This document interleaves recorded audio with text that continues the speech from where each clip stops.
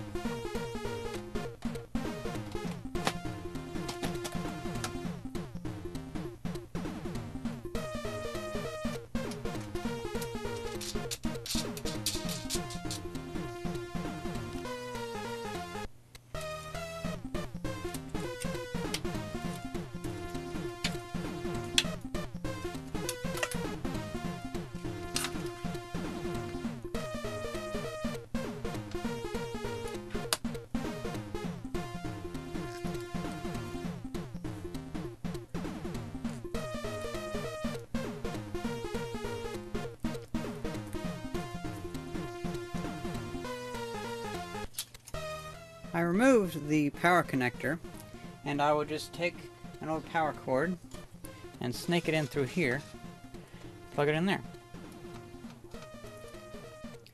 Now I'm needing to make a button on the front so I can cross over those two pins to start it.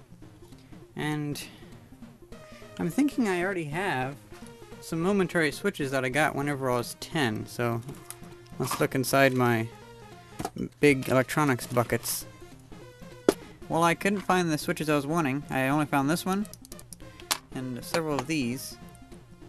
They're kind of odd. But I did find a speaker. I could maybe put that into the computer. It's a bit crunched, but oh well. But I found this. This is actually the actual power switch from a computer. And it has a connector on the back that can work. So I say just use that.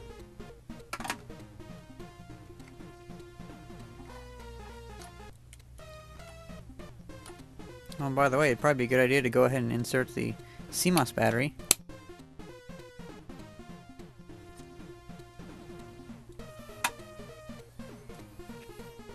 Works nicely.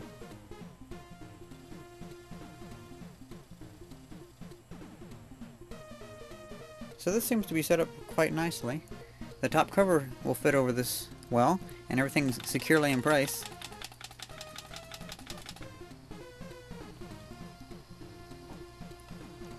Now the main issue is connecting things up into here. So I'm going to make a custom panel on the front, probably only half height.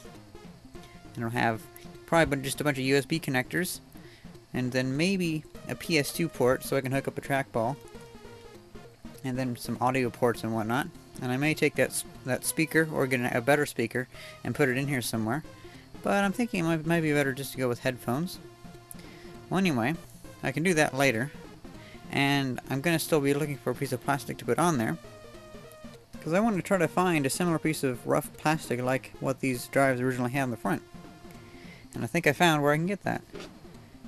Old VHS tapes. They have like a grainy plastic.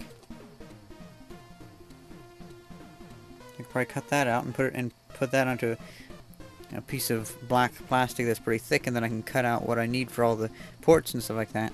And then also run another wire to make this LED blink whenever the hard drive is being accessed. I think that'd be good.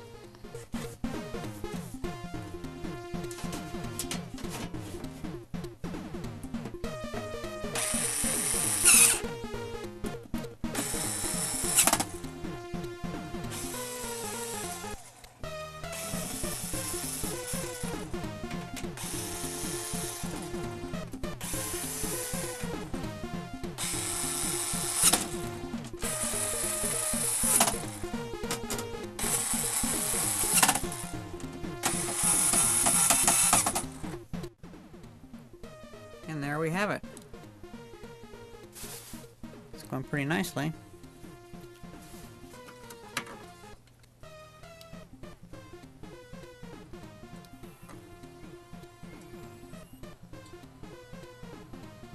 And you know, actually, this has a lot more room here than I expected. I might be able to fit all the ports into a small area about this big and have this big of an area that I can have back here to put stuff into, all the way back to the back. Quite happy with that. All I have to do now is to move some of the ports from back there to up here. And to be honest, I could probably just get away with just the audio and the USB. Because I could probably get a little adapter to go from PS2 to USB for the mouse. That'd be pretty good. Well, anyway, hope you guys enjoyed this video, and thanks for watching. See ya!